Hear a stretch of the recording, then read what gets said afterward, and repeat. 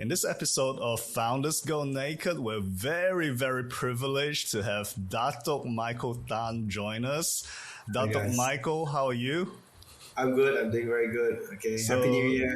Happy New Year. So Dato Michael here is a regional education entrepreneur. So what that means is he is not just in one country, but he has his fingers in multiple countries across the region. And he has been teaching property investing and, basically how to manage your finances for over 10 years, I believe. So he's very well known in the region. So we're very privileged to have him here. And he's got multiple businesses as well, which I'm sure he'll talk about tonight. Thanks for inviting me over, Terence. It's a really good honor to be here. I think there's been many things that's happened in my life, and I hope I can share as much as I can. Yeah, I'm sure you've got plenty. You're just being humble there. So, Michael, tell us a bit about, a brief history of your entrepreneurial journey in the past, 15, 20 years. Where did you start and how did you get to where you are, where you're owning multiple $1 million businesses across the region? Well, it's a funny story. I guess it's a funny story to me. To be honest, I started as an engineer, and I actually started by being in Singapore and studying over there. I studied really hard. I actually had traditional parents, which they told me, son, study hard, get good grades, go out there, get a good job, and then retire. Hopefully you can retire or something like this. So I followed that path pretty much along that way in the first few years, and I realized very soon that it wasn't the path I wanted to do. So I always had an entrepreneurial spirit in me. And so I went on this journey, and I want to give this first piece of advice before I tell the rest of my story. Is don't follow what I do. If you ever decide to quit your job and go straight into a business, don't do that yet, because it's quite suffering. But that's exactly what I did. I quit my job as an engineer and I went straight into business and tried my hands on it first. That's a big was leap. Miserable at it. Yeah, that's a leap of faith. Yeah. And that was the first lesson I learned, that as much as we have aspirations to go out there to try something, we realize we don't have the equipment or the knowledge to do so. And so what saved me, I failed miserably first, but what saved me after that was the fact that I got myself a mentor, right? And that person taught me how to go out there to do business pretty well. Right. And I want to share two parts of my story of my success. The first was I got a business mentor, and he taught me how to do business pretty well. And so after 1-2 years, I left him already and I went on my own. And I went on to my second failure in my life. Right. Even though I was doing pretty okay in my business, but I was hit by the financial crisis of 2008. That's how old I am. Right. So in 2008, I had there was a subprime crisis in the US. I was doing financial businesses, and that took a tumble because of US. And I went into another situation where I lost money in my business. And then I had my second mentor came to me, and this person came up and I looked for that person, and that person taught me how to do property investments in the worst of times. So that's where I actually went on to my next level of my life, where I went to become not just a business entrepreneur, but also an investor. So I paired that two up together, and that has been a beautiful journey until today. And that's where I got this nickname of an edupreneur, right? I firmly believe in education. I really do. If it wasn't for people telling me what to do, if it wasn't for the fact that I was humble enough to ask for help very early on in my life, I think I may not have gone on this journey until today. So, and I was also very blessed because I had great people help me along the way. I call them my guardian angels. People who are far more successful than me at that time, and they're still willing to lend a hand, be patient enough to guide me along the way and tell me the ropes of things. And that really, really gave me the belief, not just in going forward, but also the faith in mankind. It's like, wow. So this is my journey as well. So I started an education program. I started sharing and teaching along the way as well, as a sense of giving back, right? And it has done wonders. It has come to a point where not only is it very enriching for me to grow in my business, but also very fulfilling to have this community of people around me that grows together with me. So that's where I am right now. I run multiple businesses. One of it is in education. That's my passion business. That makes me the least amount of money, but the most amount of fun. Okay.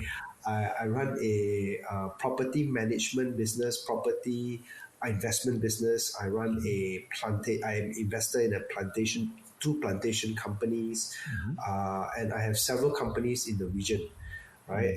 In Thailand, in Hong Kong, in Singapore, right? And of course in Malaysia. So I'm fairly busy. I keep myself busy, and this is well, in short, that's what I've done until today. As a summary for myself as introduction.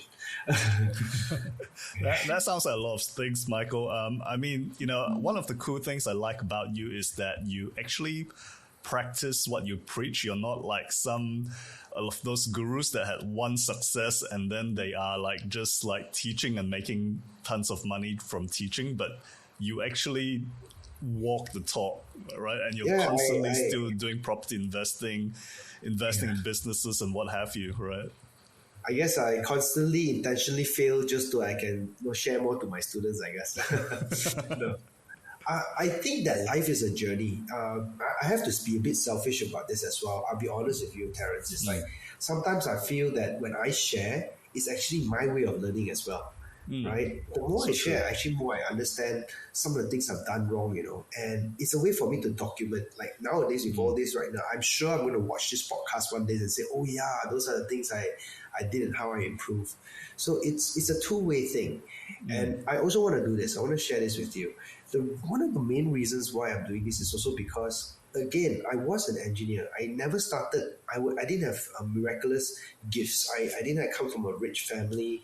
I didn't come from a great background. I didn't come from a supportive environment as well. When I wanted to start a business, my parents were not totally against it. Right. So, I feel the stress of any young person, any person, as a matter of fact, who has aspirations to become more, and it's so hard to get sources or credible sources for people or right people to guide you along the way. And I'm just doing my duty. I can tell you this right now. I'm doing this for the 30-year-old me or the 20-year-old me long time ago that's seeking out there for knowledge and hopefully get some good guidance along the way. That's awesome. So, Michael, I mean, when you were an engineer and you were in Singapore, Singapore obviously pays like top dollar for engineers and stuff. I mean, what were the reasons that motivated you to say, hey, I'm just leaving all this behind and all the comfortable job and all the perks and everything, and I want to be an entrepreneur where there's no certain income and I could be, on the streets next month? Okay, on the spot, I tell you, is being brash, young, and stupid. Okay. Well, at least you're honest.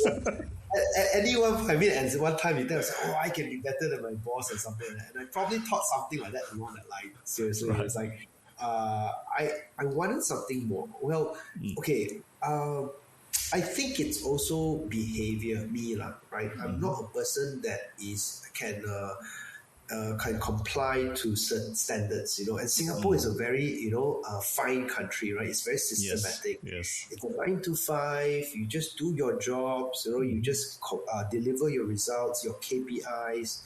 So it was very mundane to me. And to me, at that age, I said, hey, I went all the way to Singapore. I went all the way out of my country. I wanted to explore more.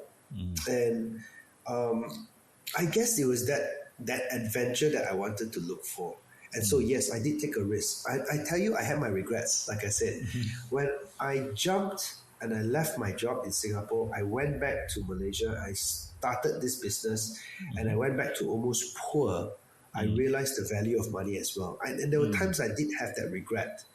But what kept me going was... what kept me going along that way after I had that jump, to fulfill my satisfaction of adventure, was the fact that I was growing.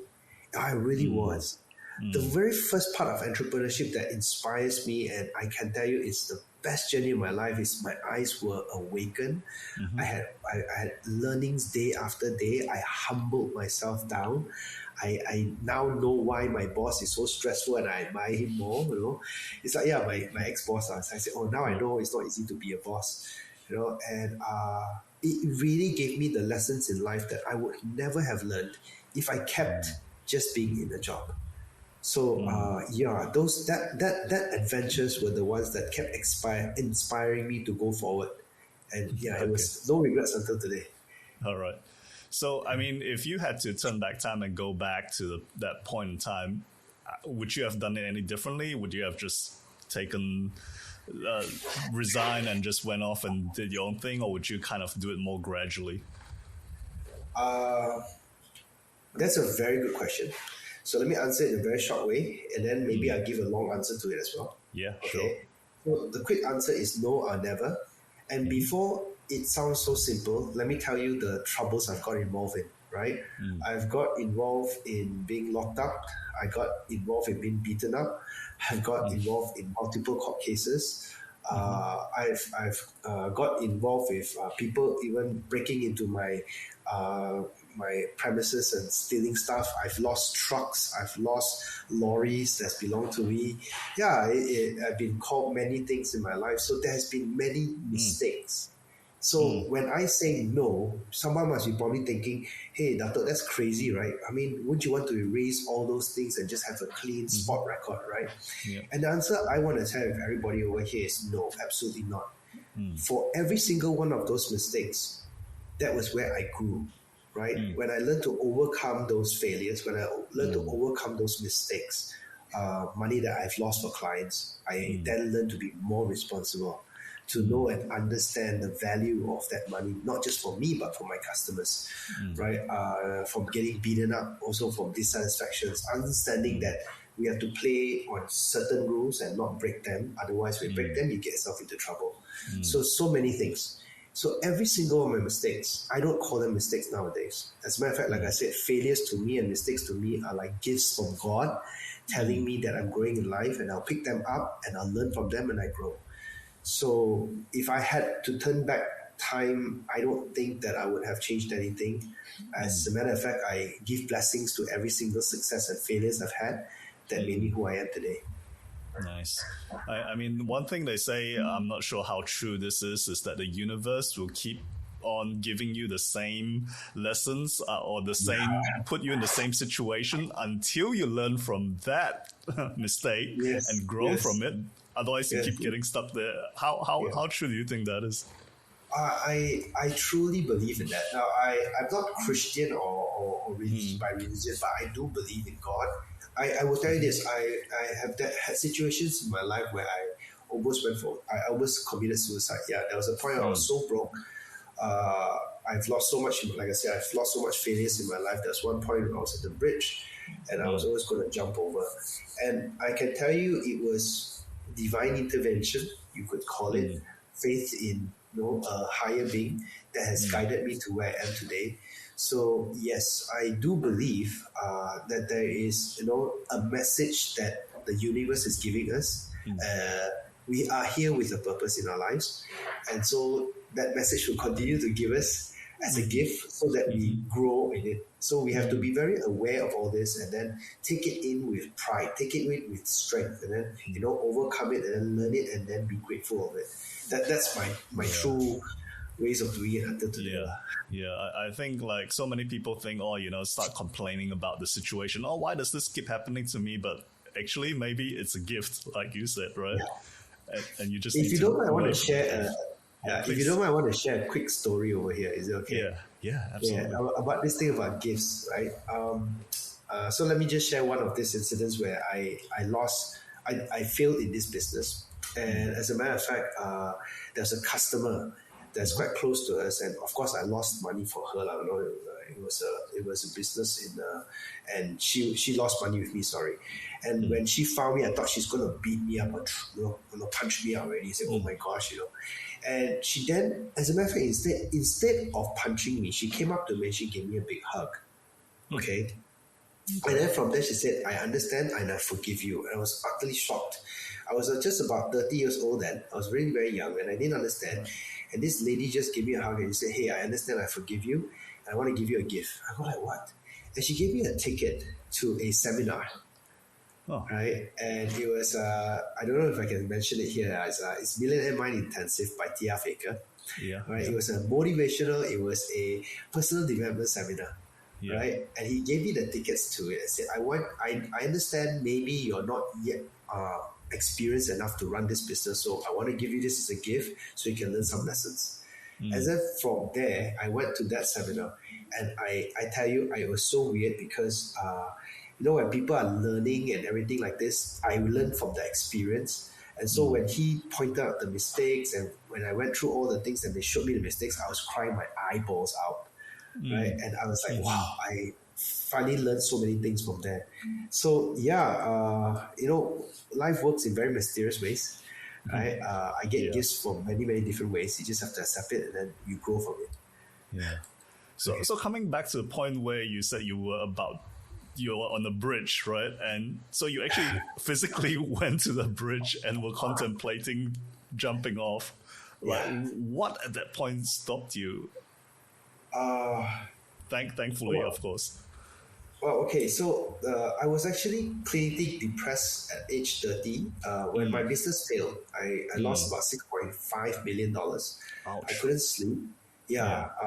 So I lost everything, okay? And I moved into a very low-cost flat with my wife and kid. At that time, I just had my newborn. So the pressure on me was really bad. And so what happened was I wouldn't, at about 1, 2 o'clock after the whole family had slept, I would wake up. I would just, wake up and I wander the streets like a madman, trying to figure out what to do. And one night it got to me too bad. Right? It was like I just couldn't handle the pressure anymore. Like I said, there were people chasing me for money. There was, court cases and everything. So I couldn't take the pressure anymore. I was going to jump. So at that point when I was at that bridge and I was crying and everything, I think at that point I said, or maybe there was this, like I said, there was this divine intervention. It just made me realize, hey, look, my life may not, something told me, hey, look, your life may not be worth it, but what are you leaving behind for the ones you loved, right? And my wife, I thought about my wife, I talked about my son, I said, okay. And I don't know what happened, but maybe it was a voice within or a voice above that told me, don't give yourself that chance, but give yourself a chance for your family. Do it not for you, but your family. So that night made me had a decision that said, okay, if I'm not worth fighting for, then fight for the ones I love. Right? And that gave me that true power to go on. So every time I feel defeated, I just look at the people around me, my loved ones, and I see how much more I can give to them. And that really now inspires me. And that inspired me at that time to go on in my life. Yeah, so that worked, and it gave me the energy, and then I went on from there. It's amazing. So, I mean, it sounds like you had quite a few of this low, times where it's like stock market crashes, I would say, in your personal life. So, apart from, having those people around you that you love, can you suggest other strategies for that you have used that can help people come out of the rut faster or those downtimes faster? Well, okay. So one of the things so first thing first is like, I think what I want to say is ground yourself to have a purpose in life. Like, what are you fighting for? If it's only material goods like money or something, it's not going to inspire you. So for me, why am I where I am today? It's why I play the game today. It's not inspired by money, but the purpose that I live, right? So if you give yourself that one purpose, go bigger than just money itself. Maybe it's for your family, maybe it's for people around you, maybe it's for other people, right? Maybe it's to make a difference in the world, who knows? If you put that into your head, I guarantee you're going to go further than most people. That's number one. Number two, I have a regime, and mindset's really important. So for me, it's how I overcome all this is a very strong mindset. I have beliefs. At one time I had declarations. I had 17 declarations I say to myself every day, right? Affirmations. And that really helps me, right? It gives me that strength to go on. I'm a human being. I have my good days and my bad days. And so by having all these regimes with me and systems and structures in my head, it builds onto it. So I go very strong on that. The other one thing I also encourage a lot of people is health, going fitness. It's really very good I've been jogging for the past 15 years of my life. Not because I like jogging, okay? It is because it is a mental breakthrough as well, right? To push Right. the extra mile, to push the extra kilometer, to wake Yeah. up that early and do it every day. The Yep. discipline I have to do that helps me as well. And of course, So it keeps me that's fit. Lah. every day for you. That's pretty much every day for me, Wow. right? That's Yeah, good. it's every day for me. How long do you jog every day? Right now, I'm doing on normal days I do 5, right? Okay. On the weekends I do 10 to 21 if I Wow. can. That's Yeah. that's a quite long distance. Okay, but yeah. But sometimes, and I tell you the story about this is that it's not about the running. It's about what the mind actually tells you. Like let's say, if you're not used to running, like let's say the 10 kilometer, when you hit your 7 kilometer, you go like, oh, can I stop right now? Can I give up now? And it's mind over matter. Or when you get a cramp, and you go like, oh, it's painful, I gotta stop. Oh, it's raining, I gotta stop. And it might say, finish the job. So every time I cross that line, when I finish that run, I reflect back and it really helps me a lot. So life is like a marathon. Being successful is like a marathon. It's not a sprint. Yep. A lot of young people nowadays think like, hey, I just want to get that. I just want to do it in 3 days, 3 weeks. Success is always going to be a marathon. Yeah, agreed. So, okay, so what kind of businesses have you been involved in, like in the past? And looking back, I mean, your coaching is one of is your passion project, but what other business have you been involved in as well in the past few, in your journey? Okay. Well, the main business I'm in is actually property, all right, property investment. So I started with mortgage brokering first. So I helped with people get their loans, and that was the business I went to trouble. But from there, I speared on to property investments, and I grew my empire from properties. Right. Within a short period of time, I accumulated about 20 over properties within 2 years.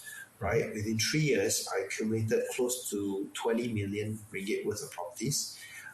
And that went on to my next business, which was property management and also bulk investment, bulk buying.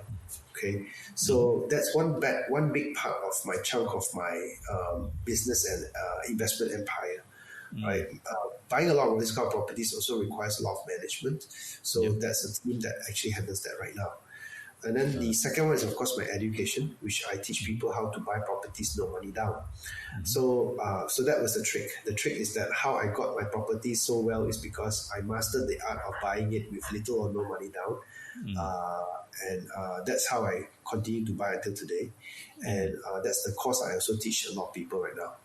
Okay, so that's my education business. It actually generates me a nice, decent amount that I can sustain my community from there. So we have coaches, we have entrepreneurs. After they graduate, we keep helping each other out to go out there to grow, right? That's the other part of business. Then we have our plantations. So I own 2 plantation companies, one which is in Malaysia, and they are doing into durian and various crops. Right, it's a huge plantation. We own more than about 5,000 acres of land, and the other one is in Thailand, which are actually doing into medical, right, So agriculture. I'm curious, Michael. You own so many businesses. Do you think running a business successfully there is a certain formula, or it's like each business has its own different thing where you have to figure out?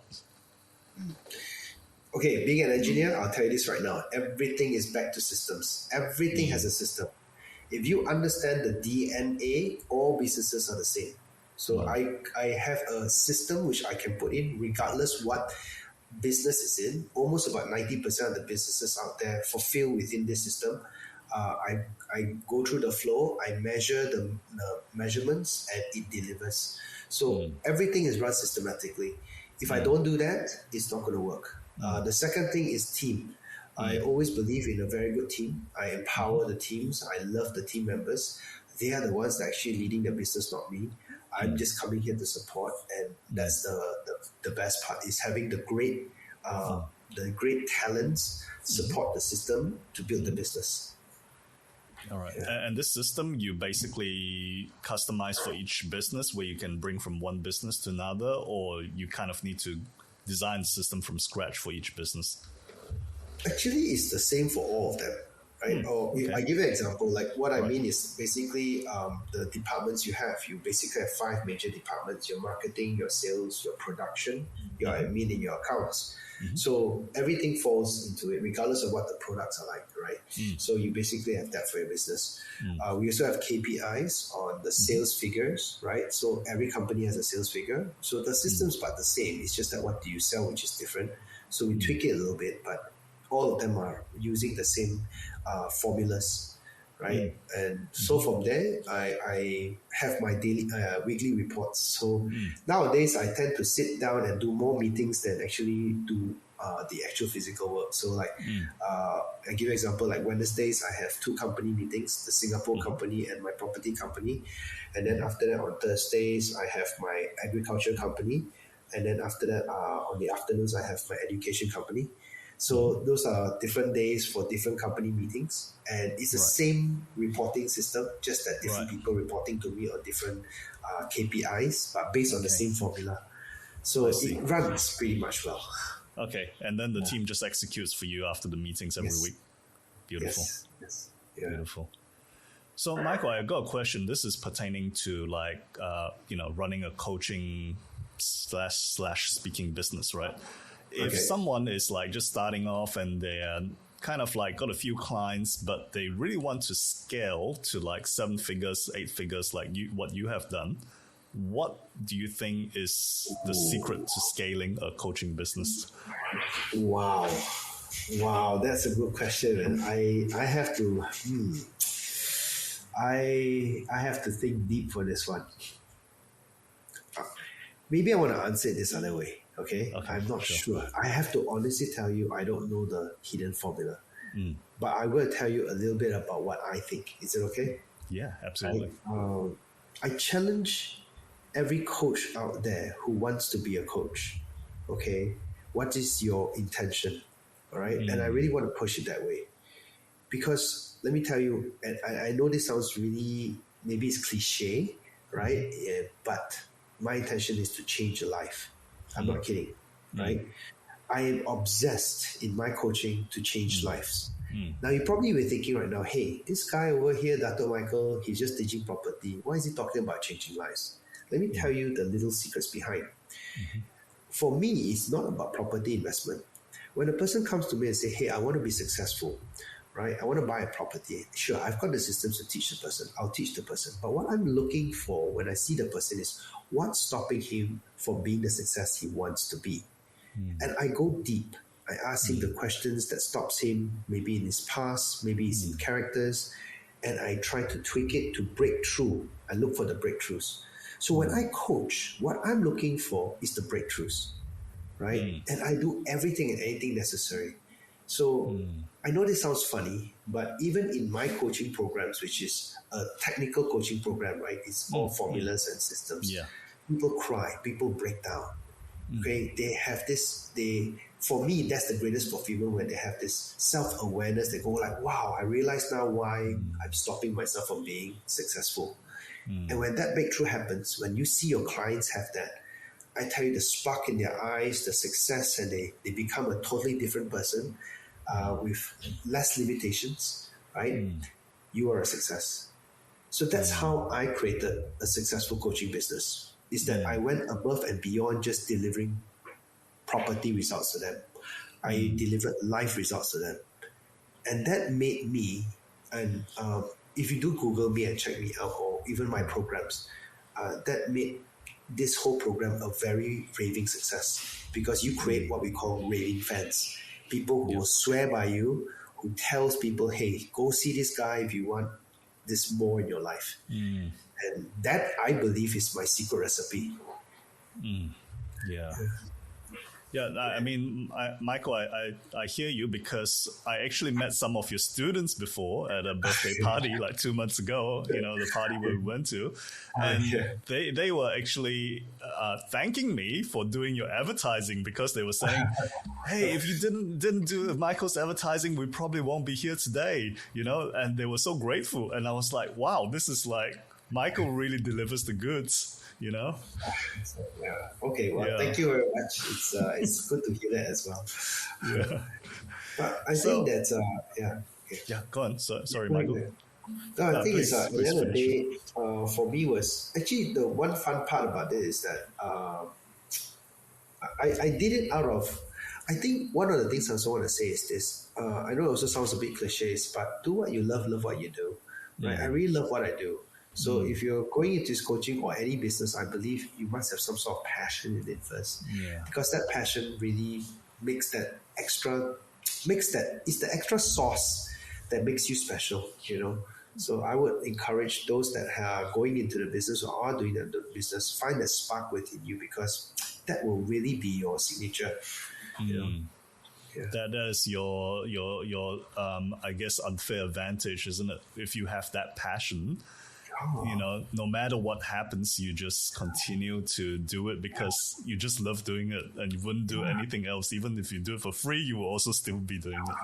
and if you do that, I tell you, your clients can know that one. They know that, wow, this guy is like Yeah. crazy. You know, he's not doing it just for the money I pay you. I'm doing it. He's doing it because he really wants to do it. You can see it, you see? Yeah. And it's infectious. It's really infectious. It will affect your team. It will affect your clients, and it really will it will make a difference. So that's what I feel.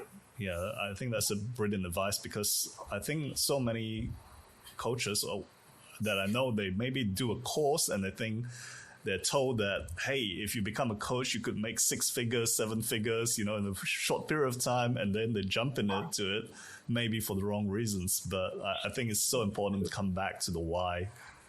The why is important to me. The why is important. Yeah, I feel that because if, let's say, if you don't have it, and even if I've seen people work very hard to get those 6 figures, 7 figures, and it's, yes, you can do it, but if you don't have a strong why, you also may get a burnout, right? After a while, you just got, and you won't understand why. So I always tell people, always go back to your fundamentals, and if you ground yourself and you find out who you are, I think wealth, success comes to you much easier. And more in a more fun way too. Yeah, it's a more fun way as well. The best part is it that I can tell you honestly, this is that I wake up every day looking forward for the day ahead. And I really want, see, so to me right now, maybe you go back to the story of the engineer and today. Now, what's the difference? When I woke up as an engineer, I dread the days. I long for the weekends. I just say, hey, I just can't wait for Saturday to come. And when Monday comes, I just don't want to wake up. Right? And that was a horrible way for me to live life. Dreading 5 days and only wishing for 2 days in my life. Today, every day, I know a lot of people will call me a workaholic, but I don't feel like I'm working. I wake up every day looking for the day ahead. Okay, and it's been like this for 20 over years. Can you imagine? Wow. And it makes me fall sick lesser. It makes my life a bit more fulfilling. And like I said, it's not a burden, or I don't feel too tired. It's a better way of living your life. So I would encourage people. I mean, how many of you wish that you could wake up every day looking for the day ahead? Yeah, that's something really cool. Right. Yeah, exactly. So, Michael, I got a question though. Like you're running so many business, you got so many meetings, you're speaking in public, and you're doing seminars and webinars. How do you find that balance in life? Like, how do you find time for your family? How for exercise? You mentioned already, but other aspects of your life. I have to tell this to you right now. I am the worst person there is to work-life balance, because to me there's no such thing. That's the. I don't mean. I hope this doesn't come any discouraging for those new young entrepreneurs. And I'm not encouraging people to work all the way out, like hustle 24 hours. But I just have to tell you my own personal life, and that is that I don't have weekends and weekdays. Every day for the past 20 over years, I've been putting it into my businesses. Like I said again, so I know this sounds a bit, like I said, getting cliche, but I really believe in what I do. And let's say, like in the education business, I love that. I love that because it's changing people's lives. So when I fly to Thailand, when I fly to tomorrow, I'm going to Sabah. I'm going to see you there. Right? When I go to Sabah, when I go to Sabah, when I go to Hong Kong, when I go to Singapore, when I come back, I go somewhere else. I look forward to what's going on. So yes, it's very driven. I'm a very driven person in my life. So I would say that 70% of my life focus is actually into my business. And that's not so good for my family. So I have to honestly say I'm very blessed because I have a very strong and very supportive wife and a very supportive family that understands my work. So they are flexible and they work around my time. I won't recommend that for everyone. I think you have to really work and connect with your spouse and your partner and make sure that there's a proper communication and understanding. So I work out a system with them as well that I have certain days in a year where I allocate only to my family, but the rest of the time they allow me to do what I do best and what I love, right? So my life isn't work-life balance. It's very focused. 70% would be, I would say, strongly into my job, my business. I guess the reason you don't burn out is because you love what you do so much. So work and play is kind of like the line is blurred. Would you say that's the reason? Yeah, it's like, I mean, okay, so here's a couple of things I also want to share is that I do have my me times as well. So I allocate certain times, like end of the year, like I just came back from a 10-day retreat, man. No phone calls for my business associates, pure time. I choose this time to spend with my family. I have other times where I spend like 3 to 6 days on retreats, purely just to cleanse, detox on the mind and get myself ready and also to recover. So yes, I do have that in sequence. Right. That's number one. Number two is this: I don't take a job as a job. I love challenges. I love the growth. So when I go into it, that's what I focus on the growth and on the growing and on the learnings and the challenges. So every time I go into it, it becomes something I'm looking forward to do. Nice. So yeah, I look at it in a different perspective. Yeah. Wow, that's very enlightening. Just looking at it in a different way, so it doesn't feel like work, and you also need to schedule those rest times, those downtimes. So that's really cool. Yes. Yeah. So I have a certain ritual, there'll be times that I go and in the mornings. So I have a ritual in the mornings as well. So that's where I wake up about 6. I go for my activities. I spend 2 hours at the gym, after which then I do my plannings, and then after I go to my work. So there's a ritual that I do, and it helps a lot as well. Yeah. Awesome. So Michael, I'm just curious as well, in terms of like running seminars, running webinars, if you had to boil it down to 1 or 2 success factors to make your webinars or seminars successful, what would it be? One of the things I'll say is results from my customers. We run, I run this for our no money down. So let's say for our property seminar, no money down, it has 100% success rate. And when I mean 100% success rate, I mean our coaching programs. Right now we're taking about 70 people in. Previously we took about 112. All of them got their properties no money down. Right? Nice. That's the obsession we have. So if you boil it down to it, to me right now, success of my clients, success of my students are very important. We deliver. So that would be one of the things I look into my programs. But how is that possible, Michael? Because some people will just attend the seminar and say, okay, I'll put it off till next year or whatever. So how do you make them actually get off their chairs and do something about it? Well, when I say the 100% success rate is when they come to the seminar for the 3 days, they then attend the 3 months coaching. From that coaching perspective, then that's going to be 100%. But still, that's pretty amazing. Yeah, that is. I want to tell you this right now. It took us 5 years to get to 100%. I'll be honest with you. When I first started it, I had a 10% success rate. And then this obsession, like I said, the obsession for me to keep on perfecting it went to 30, then 50, then 70%. Then just 1 year after like 5 years, it hit 100%. It was like, wow.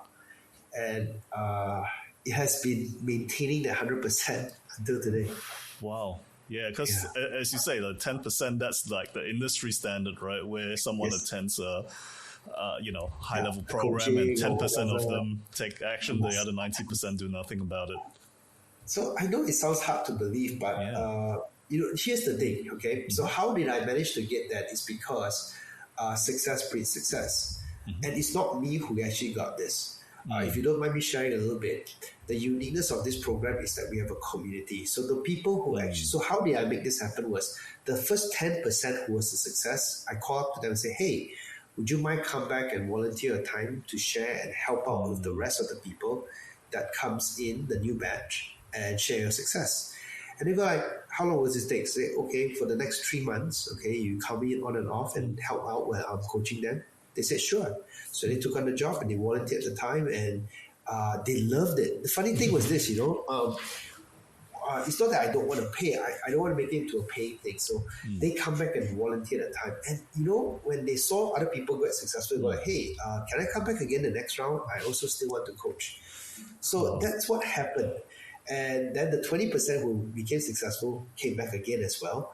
And so on and on, eventually we have this coaching community of past students that found their properties, no money down, that volunteers the time to come back and share with the rest of the people how to do the same thing.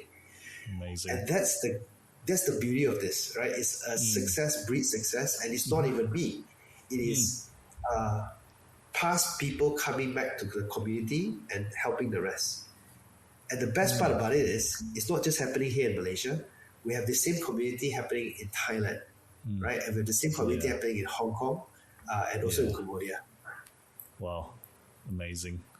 So why do you think that's the case? Is it if you coach them, it's like they will be thinking, oh, Michael Tan is different, so he can do it. But if it's a peer coaching them, they're like, oh, okay, this guy's kind of just like me. And is that the reason why you think they experience that success?